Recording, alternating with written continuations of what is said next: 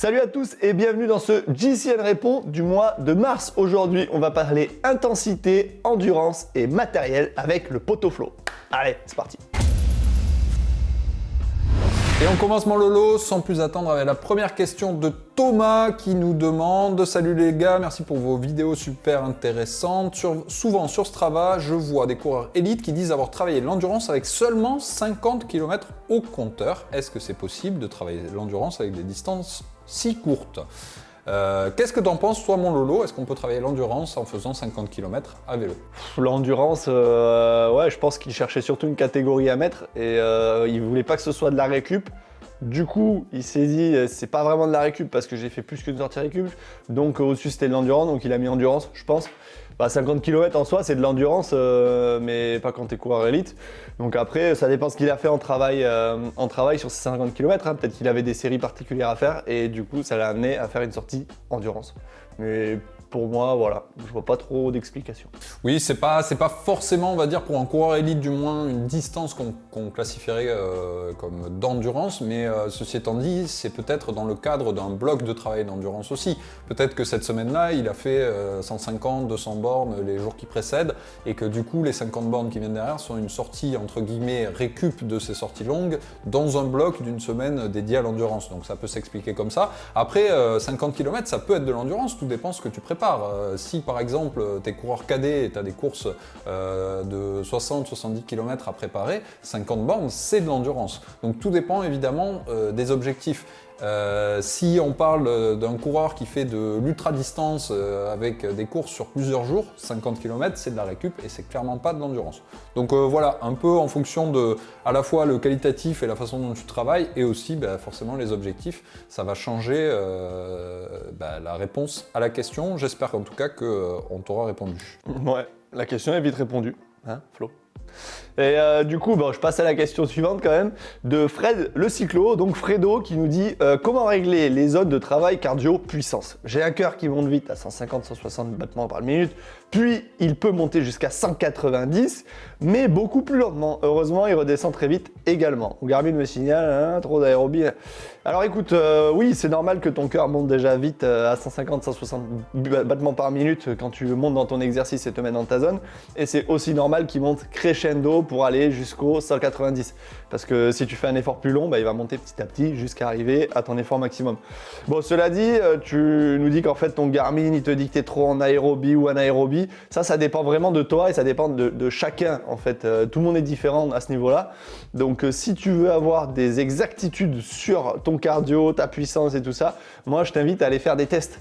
Donc comme on l'avait déjà fait sur la chaîne, on a fait un test à l'effort directement à l'hôpital pour justement délimiter mes zones, voir où j'en étais et compagnie. Et c'est ça en fait qui va te donner, te donner les bases de ta zone tranquille, ta zone seuil, ton sous-seuil et compagnie. Tu peux aussi les faire à l'entraînement, dans un call. On en a déjà parlé aussi sur un test de 20 minutes. Tu peux le faire sur Zwift, la plateforme Zwift, qui va aussi te donner pas mal de chiffres.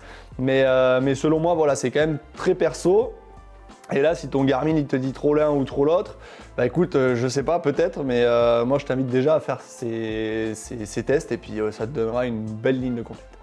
Oui, écoute mon Lolo, t'as tout dit. L'important évidemment, une fois que ces tests sont réalisés, c'est de bien vérifier que dans toutes les applications que tu utilises, dont celle de ton Garmin, les données soient mises à jour. Parce que on est chacun des individus uniques, avec des façons de réagir différentes. Et forcément, si tu utilises un algorithme standard basé sur les valeurs de tout un chacun, ça peut donner aussi des analyses faussées. Donc vérifie bien que ta FTP, ta VO2 max, toutes ces données-là, quand tu les as, tu puisses les intégrer à tes applications. Et si ton Garmin, il continue à te dire que tu travailles trop en aérobie ou en aérobie, ça signifie à ce moment-là que c'est certainement le cas. Donc ça voudra dire que il faudra lever un peu le pied durant tes phases d'entraînement, en tout cas lorsque tu fais du volume. Voilà pour la réponse à Fred. Je passe à la question de Olivier qui nous dit « Serez-vous présent sur les étapes du Tour de France féminin ?» Eh bien, écoute Olivier, on espère. Ce qui est sûr, c'est qu'on en parlera largement, on y consacrera énormément de notre temps. Je ne sais pas encore si on va être présent, mais en tout cas, on travaille sur un projet pour au minimum aller reconnaître une étape. Voilà, un petit peu de teasing, et puis on verra ce qu'on peut faire. On ne veut pas trop promettre parce que de nos jours, tu sais, c'est toujours compliqué d'assurer après ses promesses. Ouais, c'est vrai. Et bon, question suivante, celle qui nous vient de Joshano, qui nous demande comment vous recommandez quels exercices de renforcement musculaire pour accompagner les sorties vélo. Alors on a fait déjà 2-3 vidéos là-dessus, je crois. Écoute, le mieux, c'est le renforcement musculaire au poids de corps, donc c'est de faire beaucoup de gainage. Donc je t'invite à aller voir nos vidéos qui t'expliquent avec ou sans matériel. Tu peux ajouter par-dessus du squat, tu peux ajouter en fait des milliards de choses. Donc le plus simple, vraiment, soit tu vas voir nos vidéos, déjà ça te donnera une première approche, et après je t'invite à faire du renforcement musculaire au poids de corps, donc des pompes, du gainage, les abdos et tout petit quanti. Ouais, je suis en train de tester un truc, mon Lolo, en ce moment, c'est un défi 100 squats par jour pendant un mois. Alors je te dirais pas que je le fais tous les jours. J'essaie d'alterner un peu avec des sorties vélo aussi, parce que ça pique quand même, mais j'essaierai de partager ça avec vous. J'ai jamais fait ça dans ma carrière, mais j'étais assez curieux de voir si justement ça m'apporte un petit gain de puissance sur un délai aussi court qui est celui de 1 mois. Donc voilà, pourquoi pas, hein. Et comme l'a dit Lolo, les squats évidemment ça fait partie du travail facile à réaliser sans matériel et au poids de corps, et qui évidemment peuvent te renforcer. À compléter avec du gainage, c'est important, parce qu'être puissant si on n'est pas gainé, ça sert pas beaucoup, donc voilà. Pour aller plus loin, évidemment, retrouvez les conseils du pote Lolo dans les vidéos qu'on a déjà réalisées sur ce sujet. Question suivante de David, qui nous dit tout d'abord bravo pour les 100K. Merci David, merci parce que c'est aussi grâce à toi. Je voyage souvent et mon vélo me suit partout. Mon vélo voyage par camion, par avion, et je cherche une solution pour le protéger efficacement sans devoir tout démonter et tout dérégler à chaque fois. Avez-vous une idée? Eh bien écoute David, c'est un peu la problématique. Il existe énormément de modèles de housses de protection pour vélo, des rigides, des souples, de toutes dimensions. Si tu voyages essentiellement en camion ou en avion, tu n'as pas trop de problèmes de dimension a priori, donc je te conseillerais, comme c'est le cas pour nous, des housses de grande taille, comme la douchebag qu'on utilise avec Loïc, qui te permettent de démonter le minimum ton vélo. Même s'il conseille de démonter la direction, tu peux te contenter de retourner le guidon, ça rentre totalement, enlever les deux roues et à la limite les pédales, et c'est tout. Forcément, moins tu vas le démonter et moins tu auras à le remonter, moins vite il va s'user entre guillemets. Mais de notre côté, plus tu laisses de composants attachés à ton cadre, et plus il y a de risque de casse. Donc c'est toujours une juste balance à trouver. Et de notre côté, il y a aussi la contrainte du train, parce que si tu prends le TGV, notamment en France, là, il y a des contraintes de dimension de bagages qui sont imposées.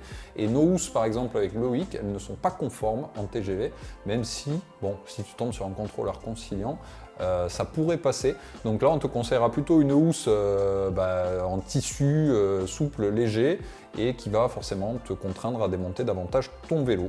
Est-ce que tu voulais ajouter quelque chose, mon Lolo? Oui, le dérailleur. Après, si tu dois démonter quelques pièces ou même les laisser, tu vas déjà protéger ton dérailleur. Moi, le mieux, je dis, c'est quand tu prends l'avion, c'est au moins de démonter ton dérailleur et de le placer au milieu du cadre. Tu scotches tout ça, tu l'emballes dans du papier bulle. Parce que souvent, dans les avions ou dans les transports, tu as un appui qui est fait dessus et ça va te tordre la patte, ou alors ça va te casser ton dérailleur. Et si ça tord la patte, forcément, ça te dérègle tes vitesses, et après, quand tu remontes ton vélo, tu es vite embêté. Donc, il faut détordre la patte et compagnie. Après, tu as les cocottes aussi qui souvent ramassent, mais en soi, tu enlèves tes pédales, tu mets ton dérailleur au milieu. Pour moi, tu limites grandement les problèmes déjà. Là, je vois pas qu'est-ce qui pourrait t'arriver. Donc non, sinon, tu as un peu résumé la chose. Moi, j'ai toujours voyagé avec une petite housse facile en tissu, où j'enlevais que les deux roues, je les mettais de chaque côté, je posais mon vélo avec le guidon tourné, mais j'avais rien à démonter, je fermais, je voyageais comme ça. Mais c'est vrai qu'en avion, c'est quand même beaucoup plus risqué d'emballer son vélo. Donc Florian, t'as bien répondu. Ok, on passe à la question suivante dans le lot de Cholamaish. Un coucou du Schnorr, ça fait plaisir toujours d'avoir des poteaux du Schnorr. Comment préparer une cyclo comme la cyclo-montagnarde des Vosges quand les cols sont loin? Ici, à part les bergs, les cols on ne connaît pas trop. Et oui, c'est vrai que les monts du Nord, c'est pas vraiment des cols. Du coup, mon Lolo, tu veux lui répondre? Ouais, écoute, Cholamaish, c'est simple, efficace. C'est-à-dire que tu peux faire la même chose que tu ferais en montagne, c'est-à-dire toutes les séries de fractionnés que tu ferais en montagne pour préparer ces exercices-là, tu peux les faire sur le plat et ils te feront aussi progresser dans la montagne. Ouais, après, rien ne remplace un vrai col, Mais en soi, ça a déjà fait ses preuves. Tu vois, je prends toujours cet exemple-là du col de Porte sur la route d'Occitanie 2015 ou 2016 avec c'était qui? C'était Pierre Latour, je crois. Ou non, c'était Stéphane Rossetto dans ce fameux col qui lui n'avait pas monté de col jusque-là à l'entraînement. Il avait fait que de l'entraînement sur piste, sur le plat. Il habite en région parisienne, le pauvre. Du coup, il s'était entraîné comme ça et il a réussi à suivre Contador et Pierre Latour dans le col de Porte, qui est un des cols très difficiles des Pyrénées. Donc tu vois comme quoi, au final, tu peux aussi progresser dans la montagne en t'entraînant sur le plat. Donc je t'invite à regarder nos vidéos sur comment progresser en montagne et tu peux adapter ces séries-là sur le plat et tu verras que ça te fera déjà du grand bien. Bon, après, tu peux aussi aller t'entraîner sur les monts des Flandres. Hein. Forcément, c'est moins long en termes d'effort, mais ça permet très bien de faire des séries. Il faudra peut-être monter et redescendre plus souvent. C'est vrai que la pente, ça aide plus facilement à maintenir un niveau de puissance constant. C'est pour ça qu'on dit que c'est bien de travailler en montagne. Mais tu peux aussi le faire sur le plat. L'important, c'est de trouver une route assez tranquille pour le faire. Question suivante, justement, qui va dans le sens de ce que je viens de dire, de Clidem, qui dit comment trouver de bonnes routes pour faire des exercices d'intensité. Exemple type 30-30, qui là aussi peuvent faire progresser en montagne, mais pas que. Eh bien, écoute, le plus important pour moi, c'est clairement la tranquillité. Donc évidemment, une route où il y a peu de circulation et une route où on n'a pas besoin de prendre des courbes dangereuses ou des intersections. Voilà, grande ligne droite, peu de circulation. Et le petit plus, si possible, et là on revient à la question précédente, c'est d'avoir une route avec de la pente. Donc une bosse permettant d'enchaîner les séries, si possible, sans redescendre. Donc voilà, l'idéal ce serait un col quoi, ou un mini-col. Voilà. Mais même si vous n'avez pas un mini-col à disposition, comme on l'a dit précédemment, ça peut très bien se faire sur le plat. Voilà. Forcément, l'intensité elle est plus facile à atteindre lorsque déjà la route s'élève parce que naturellement il y a une difficulté. Mais c'est tout à fait possible sur le plat. Donc voilà. Et puis vous avez aussi la possibilité de simuler tout ça si vous avez la chance d'avoir un home trainer connecté. C'est vrai que ça reste la façon peut-être la plus, c'est triste à dire de nos jours, mais sécuritaire de faire des 30-30 et du travail d'intensité. Et puis au moins vous savez que vous allez travailler toujours dans des conditions constantes. Voilà mon Lolo, est-ce que toi tu as des conseils pour des 30-30 ? Moi les 30-30, d'habitude je les faisais en bosse, mais en bosse très dur, tu vois, dans des murs. Donc pour le coup, ça c'est plutôt facile à trouver déjà avec Strava. Vous allez voir les coms à droite à gauche, ou si vous regardez un peu, vous allez vite voir les pentes moyennes et tout ça autour de chez vous. Sinon le plus simple, c'est ce qu'on avait déjà dit, je sais plus trop dans quelle vidéo d'ailleurs, partir et découvrir sa région. En fait, tu pars rouler et tu dis « Oh tiens, je vais tourner à droite, oh tiens, je vais tourner à gauche » et c'est le meilleur moyen de trouver des bosses, des coups de cul et tout pour s'entraîner après, pour pouvoir y revenir, faire ses séries. Donc moi, je trouve ça top. Et en soi, faire du 30-30, pour moi, le top du top, c'est quand même un mur. Parce que c'est là où tu t'arraches le plus. Et pour les murs, tu conseilles quoi ? Trouver un mur et monter, descendre ouais. Ou plutôt une bosse bien dure et faire ta récup dans le mur aussi ? Parce que ça, c'est plus difficile. Quand c'est parfait, mais vraiment parfait, c'est d'avoir, comme tu dis, un mini-col. Si je sais pas combien de 30-30 t'as à faire, tu dois en faire 10 par exemple, au moins tu fais ton 30 à fond, 30 récup et tu continues de monter. T'as pas à faire les demi-tours, redescendre, remonter, parce que ça peut être un peu relou à force. Mais en vrai, c'est là où tu travailles le mieux dans le mur quand tu fais ton 30 à fond. C'est là où tu vas en chier le plus. Donc moi, c'est ce que je préférais, faire du 30-30 dans les murs. Après, c'est vrai que si tu as une côte qui est assez longue, c'est mieux. Alors, on passe mon Lolo à la question suivante de Quentin qui nous dit « Salut les gars, est-ce que vous avez une solution pour éviter les crampes aux cuisses qui arrivent autour des kilomètres 80-100 ? J'ai 17 ans, je prends des produits type Isostar, donc isotonique, qui sont des sels minéraux, justement pour éviter ce problème, mais apparemment, ça marche pas. » Eh bien, écoute Quentin, c'est assez marrant que tu parles de ça parce que moi, j'ai une expérience assez particulière avec les crampes. Quand j'étais coureur, j'en avais jamais. Et puis, dans ma seconde vie, on va dire, qui a été faite de beaucoup d'excès, j'ai voulu jouer au rugby à un niveau tout à fait indécent évidemment, mais pour m'amuser parce que j'adorais ça et j'étais réputé pour avoir très souvent des crampes. Comme quoi, eh bien, ce qu'il faut en retenir, c'est que c'est l'hygiène de vie qui influence beaucoup le fait que tu aies des crampes ou pas. Donc certainement que dans ton hygiène de vie, il y a un truc qui ne va pas. et il y a fort à parier que tu t'hydrates pas assez. En général, c'est ça. Donc oui, utiliser des sels minéraux et des boissons isotoniques, c'est très bien. Mais pense aussi à t'hydrater en amont et en aval de ton entraînement ou de tes courses. Et puis peut-être essayer d'augmenter, même si tu ne ressens pas le besoin, ton hydratation aussi pendant l'effort. Peut-être que c'est aussi un problème de quantité. Donc voilà ce que je pouvais te dire. Tout ça pour dire qu'on peut, quand on est bien préparé et quand on a une bonne hygiène de vie, a priori, éviter les crampes, quelles que soient tes prédispositions. Donc perds pas espoir. Ouais, mais Flo, tu l'as bien dit, l'hygiène de vie. Hein. Donc tu as parlé beaucoup d'hydratation, mais il faut parler aussi de nutrition. Regarde aussi qu'est-ce que tu manges. Est-ce que tu manges beaucoup de viande? Est-ce que beaucoup de viande rouge, beaucoup de viande blanche, de poisson, de ceci, de cela, les légumes? Essaye de voir aussi quelle est ton alimentation, essaye de la modifier un peu. À 17 ans, moi je sais que j'avais une légère passion pour McDo, tu vois, donc il y a des trucs comme ça, il faut voir aussi comment tu t'alimentes et avec quoi. Si ton petit-déj le matin c'est des tartines de Nutella, j'ai envie de te dire, il y a peut-être un petit truc aussi de ce côté-là. Donc vois aussi ton alimentation, c'est très important, en plus de l'hydratation. Donc voilà, mon petit Flo. Bon, je passe à la question suivante. Hein, oui. Ouais, non, j'allais juste dire, on pourrait aussi compléter en disant que un bon travail de fond et d'endurance, ça peut servir aussi, hein, parce que forcément, plus ton corps il sera habitué à dépasser ces distances, tu disais 80 et 100 km, et puis il y a de chances que même musculairement, tu récupères plus facilement. Voilà, je te laisse passer à la question suivante. Alors c'est Gabin Geoffroy qui nous demande, est-ce que le matériel que l'on utilise en course influence nos performances ? Et des conseils pour les courses en cadet. Merci. Alors, du coup, j'en déduis que tu es en cadet et j'ai envie de te dire que le matériel influence pas forcément, enfin, surtout en cadet, en vrai, peu importe le vélo que tu auras, normalement, tu peux faire quelque chose, quoi. C'est en cadet. Alors, quand tu commences à avoir du matériel de ouf, c'est que tu vas chercher vraiment le petit truc pour la performance. Donc, c'est un petit truc plus un petit truc plus un petit truc qui fait que tu vas arriver à la grande performance. En cadet, on le répète suffisamment avec Flo, je pense que c'est pas nécessaire d'avoir un vélo à 10 000 balles, d'avoir des roues en carbone en 50, parce que déjà vous n'avez pas les watts pour les emmener et pour les exploiter à 100%. Et puis vous grandissez, donc le vélo va changer, donc budget supplémentaire pour les parents. Et en soi, moi je trouve pas nécessaire de commencer avec un avion de chasse. Tu vois, c'est comme dire, j'ai eu mon permis il y a une semaine, je me suis acheté, pour pas les citer, une Audi RS6, voilà, qui fait 600 chevaux. Je suis pas sûr que ce soit très approprié, tu vois. Alors oui, c'est beau, oui, tu as de la reprise, mais quand le bébé il va s'énerver, tu vas pas réussir à suivre.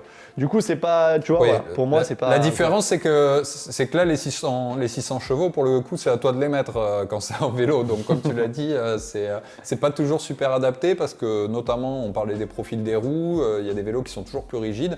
Il faut avoir les watts pour les amener. Et puis, il y a aussi un phénomène psychologique, Lolo. Si tu commences en cadet avec un vélo de pro, je parle en connaissance de cause parce que c'était mon cas, parce que j'avais eu la chance d'avoir un partenaire dès les catégories cadet. En junior, je me suis retrouvé à rouler sur un vélo en alu carbone. À l'époque, c'était déjà, on va dire, un peu en retrait par rapport à ce qui se faisait. C'était déjà du tout carbone. Écoute, honnêtement, ça ne m'a pas empêché de continuer à progresser, d'avoir des bons résultats en junior. Mais je trouve que la logique de faire de la progression dans le matériel aussi, elle est assez importante d'un point de vue psychologique. Et surtout aujourd'hui, où vous avez des connaissances sur le matériel que nous, on n'avait pas à l'époque. Vous êtes beaucoup plus regardants dès le plus jeune âge. Nous, à la limite, à l'époque, oui, on trouvait qu'ils étaient beaux les vélos, mais on ne s'intéressait quand même pas de façon aussi pointue. Donc, ce serait quand même te mentir que de dire que le matériel n'influence pas, mais retiens les conseils de Lolo en disant te concentre pas là-dessus en catégorie cadet. Quand tu vas passer chez les juniors ou chez les élites, si tu as les watts nécessaires, t'en fais pas, tu seras dans une structure qui te fournira du matériel qui te permettra de progresser. On passe à la question suivante, mon Lolo, de Tatiana, qui nous dit un énorme merci pour vos super vidéos. Déjà, ça fait plaisir parce que Tatiana est une femme et comme on l'a déjà dit plusieurs fois, eh bien, ça manque à notre audience. On cherche à en parler toujours plus. En plus, elle nous fait une petite dédicace, mon Lolo, puisqu'elle dit qu'on est particulièrement charmant. Donc, écoute Tatiana, il n'y a pas de problème, tu peux contacter Loïc au 07 77. Non, je déconne, j'arrête. 31 après, 46 22. Après, on va avoir des problèmes. Enfin, toi surtout, du coup. Surtout moi. Bref, revenons à la question de Tatiana qui nous dit qu'elle est nulle en matière de pédalier. À quoi ça correspond un 34-52 par exemple, et elle nous dit aussi que c'est un poids plume. Donc pour monter le Ventoux fin juin, qu'est-ce qu'on pourrait lui conseiller? Eh bien Tatiana, écoute, quand tu parles de 34-52, tu parles de plateau, donc de développement. Donc c'est important d'avoir un raisonnement global aussi avec ta cassette à l'arrière, puisque le développement c'est la démultiplier entre le plateau et les pignons à l'arrière. 34-52 par exemple, le 34 ça peut être très bien pour monter le Ventoux, à condition, en particulier si tu es novice dans un grand col, d'avoir un pignon suffisamment grand derrière. J'aurais tendance à te conseiller 32 ou 34 si tu veux être large, parce que je ne connais pas ton niveau. Voilà, le 52 étant un grand plateau qu'a priori tu n'utiliseras qu'en descente. Voilà, retiens que, on va dire, dans ce qui est proposé aujourd'hui dans les doubles plateaux, 34 c'est plutôt la tranche basse, donc ça va te permettre de monter plus souple et plus facile dans le Ventoux. Et à l'inverse, à l'arrière ta cassette, il va falloir que tu aies un pignon le plus gros possible pour rester souple dans ta montée. Donc je pense, oui, on pourrait dire, allez, à partir de 34-32, sans connaître ton niveau, encore une fois, tu devrais pouvoir monter le Ventoux sans trop de problèmes, mais tu peux aller même au-delà si tu as la possibilité. Voilà. Qu'est-ce que tu en penses, mon Lolo? Non, mais carrément. Voilà, Flo, expert en démultiplication. Respect. Venant de toi, mon Lolo, je sais pas comment je dois le prendre, mais en tout cas, je te remercie. Non, pour une fois, c'est un compliment, Florian. Je ne fais pas que te tacler tous les jours. Ok, beaucoup, mais pas tout le temps. Bon, du coup, je passe à la question d'Olivier Nicole qui nous dit envisagez-vous de faire des plateaux avec des invités? Écoute, oui, sachant qu'on en a déjà fait, mais déjà, il faudrait qu'on ait un plateau, ça serait cool. Ouais, on parle pas du même plateau là pour le coup, mon Lolo. On parle pas du plateau sur le pédalier. Là, Olivier nous parle bien d'un plateau dans un studio télé, voilà. Bon, on a dit dans nos résolutions que ça faisait partie des projets 2022. On est en train de chercher des studios. On est souvent hébergé par nos collègues espagnols à Gérone, comme vous l'aurez remarqué. Donc forcément, quand on aura notre propre maison pour accueillir, ce sera plus facile. Mais en attendant, on fait un truc, c'est qu'on se déplace chez les gens. Donc Olivier, si tu veux, on peut venir chez toi si tu as des choses à nous raconter. Voilà, Olivier, tu seras notre prochain invité si tu le souhaites. Mais voilà, pour répondre à ta question de façon plus sérieuse, oui, forcément, on continue à avoir des invités et ce sera encore plus facile dès qu'on aura nos studios et c'est prévu pour bientôt. Mon Lolo, on a fait le tour des questions, donc je te remercie encore une fois pour tes éclaircissements toujours très judicieux sur la pratique de ce magnifique sport qu'est le cyclisme. et puis je te dis à très bientôt pour un nouveau JCN Répond. Continuez à poser vos questions forcément en commentaire. Maintenant que vous avez le numéro de Loïc, vous pouvez aussi lui écrire en direct. Envoyez-moi des textos. Ouais. Il sera ravi de répondre en perso et puis on pourra mettre directement les screenshots des réponses. Ça nous fera gagner du temps dans la prochaine vidéo, le JCN Répond du mois d'avril. Allez, bisous tout le monde. Ciao. Allez, salut.